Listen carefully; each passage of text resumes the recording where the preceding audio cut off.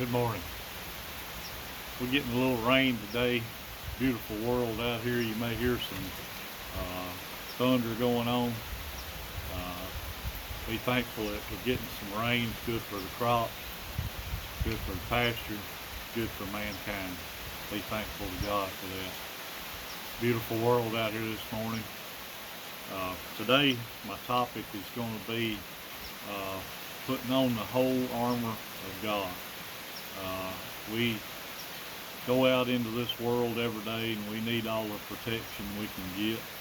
You know, the devil is there waiting on us. He's trying to figure out ways to take us down. And that's his job. That's what he wants to do. Peter tells us that he seeks to devour us like a roaring lion. That's about the way it is, you know. Jesus was even tempted by Satan. He can tempt Jesus. What more can he do to us? You know, we're not like Jesus. You know, we're a man and we're weak, and we've got to be strong. And we have a method of doing that. But first, I'd like to show you, give you some examples. You know, sometimes we think that we are invincible and that we would never fall. But I've got 3 examples here of men, good men that went down. You know, Solomon, he was the wisest man of all.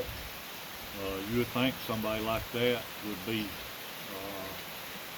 you know, smart and would not do stuff that was not good. But Solomon and Samson and David. Solomon, you know, he had great wealth and power. And Samson was the strongest man of all. He killed 1,000 men with a jawbone of a donkey, and he toppled the temple with his own hands. And David was gifted with devotion. He loved the Lord and sought to honor and glorify God. Just look at the Psalms and their beautiful poetry of adoration. Yet all 3 of these men fell. As strong as they were no match for the schemes of the devil. Satan, in his evil cunning, led Solomon to marry foreign women, and through them he fell into temptation to serve false gods.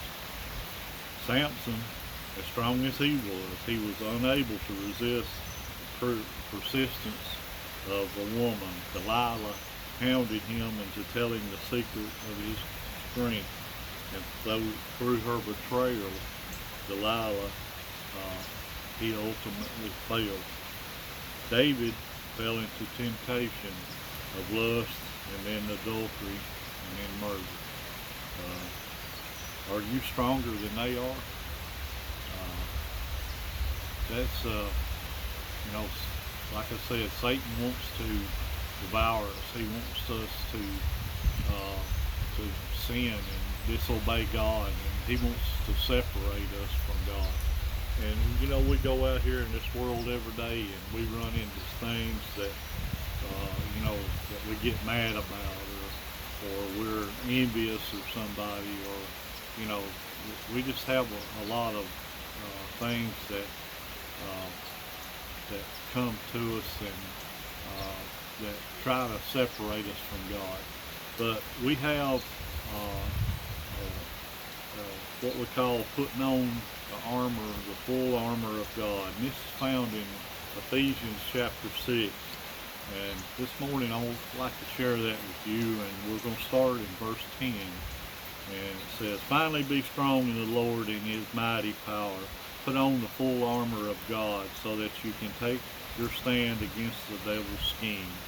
For our struggle is not against flesh and blood, but against the rulers, against the authorities, against the powers of this dark world, and against the spiritual forces of evil in the heavenly realm.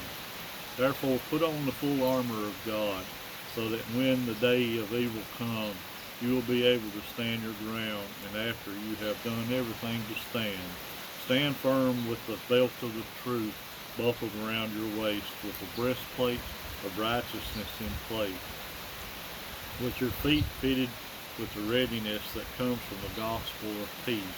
In addition to all this, take up the shield of faith, with which you can extinguish all flaming arrows of the evil one. Take the helmet of salvation and the sword of the Spirit, which is the Word of God.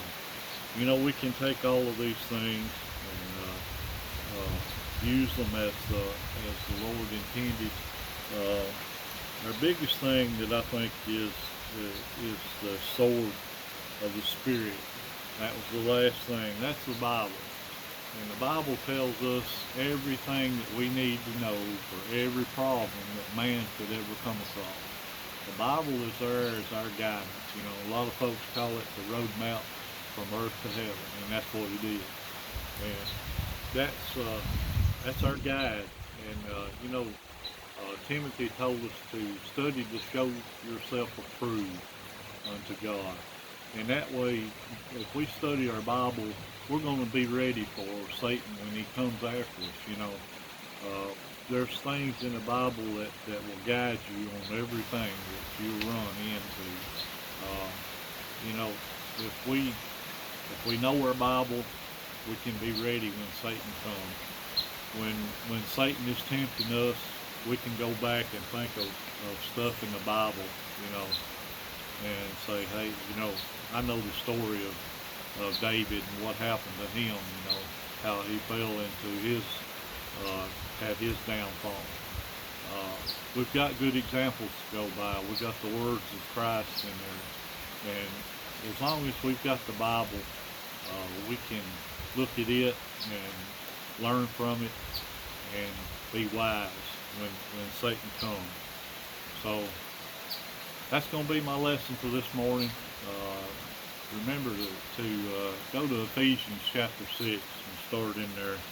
I think it's about verse 10 where I started this morning. Read that, study that, and that's going to be my lesson for today. Thank you very much. Keep praying for the rain. Looks like it's going to quit here, but we're thankful for that. So y'all have a good week and be safe. Thank you very much.